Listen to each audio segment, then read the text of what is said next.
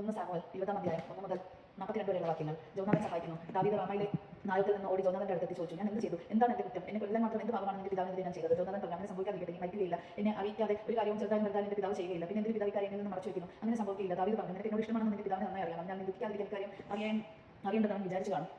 നീയാണ് ജീവനുള്ള കർത്താവാണ് ഞാൻ പറയുന്നു.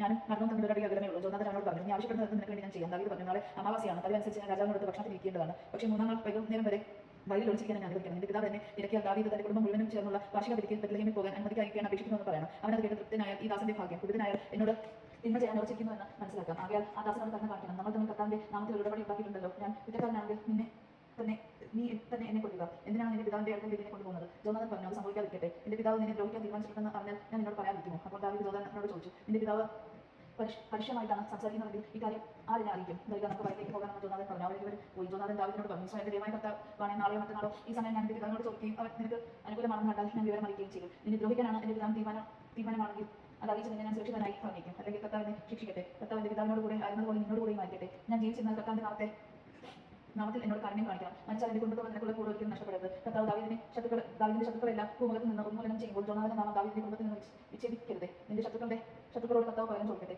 ദാവീദിനെ തന്നോട് സ്നേഹത്തിന്റെ പേരിൽ ജോനാഥൻ അവനെ കൊണ്ട് സത്യം ചെയ്യിച്ചു. അവൻ ദാവീദിനെ പ്രാണത്തിൽ സ്നേഹിച്ചിരുന്നു. ജോനാഥൻ അവനോട് കൂടി പറഞ്ഞു, നാളെ അമാവാസിയാണ്, ശൂന്യമായ നിന്റെ ഇരിപ്പിടം ഞാൻ അഭാവം അറിയിക്കും. മറ്റന്നാൾ നിന്റെ അസാന്നിധ്യം കൂടുതൽ ശ്രദ്ധിക്കപ്പെടും. അന്ന് നീ ഒളിച്ചിരിക്കുന്ന സ്ഥലത്ത് കൽത്തൂപാലിന് സമീപം മറിഞ്ഞിരിക്കണം. അതിന് ഒരു വശത്തേക്ക് 3 അമ്പ് നിന്നെ നോക്കി ഞാൻ നെയ്യും. പോയി അമ്പ് എടുത്തുകൊണ്ട് വരിക എന്ന് പറഞ്ഞ ഒരു കുട്ടിയെ ഞാൻ അങ്ങോട്ടേക്ക് അയക്കും. അമ്പ് നിന്റെ ഇപ്പുറത്താണ്, എടുത്തുകൊണ്ട് വരുന്നതെന്ന് പറഞ്ഞ കുട്ടി അയച്ചാൽ നിനക്ക് എഴുന്നേറ്റ് വരാം. നീ സുരക്ഷിതനാണ്. അവൾ ഉണ്ടാകില്ലെന്ന് കർത്താവിന്റെ നാമത്തിൽ ഞാൻ സത്യം ചെയ്യുന്നു. അമ്പ് നിനക്ക് അപ്പുറത്താണെന്ന് പറഞ്ഞ കുട്ടി അയച്ചാൽ നീ പുറത്തുവേണം. കർത്താവിന് നീ അകത്തേക്ക് അയക്കുകയാണ്.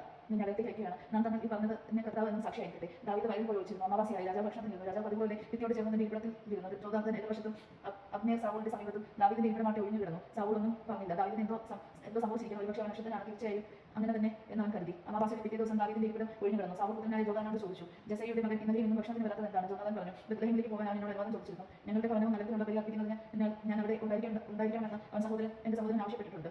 ഞാൻ പൊയ്ക്കൊള്ളട്ടെ, എന്നോട് ദയവുണ്ടെങ്കിൽ എന്റെ സഹോദരന്മാരെ പോയി കാണാൻ അനുവദിക്കണമെന്ന് അവൻ അപേക്ഷിച്ചു. അതുകൊണ്ടാണ് രാജാവിന്റെ വിരുന്നിന് ഞാൻ വരാതിരുന്നത്. അപ്പോൾ സാവൂളിന്റെ കോപം ജോനാഥനെതിരെ ജനിച്ചു. ദുർവൃത്തിയും ദുഷാരിക്കാരിയുമായി അവളുടെ പുത്ര, നീ ജെസയുടെ പുത്രൻ ഭക്ഷണം ചെയ്ത നിന്റെയും നിന്റെ അമ്മയുടെയും നാണം കെടുത്തുകയാണെന്ന് എനിക്കറിയാം.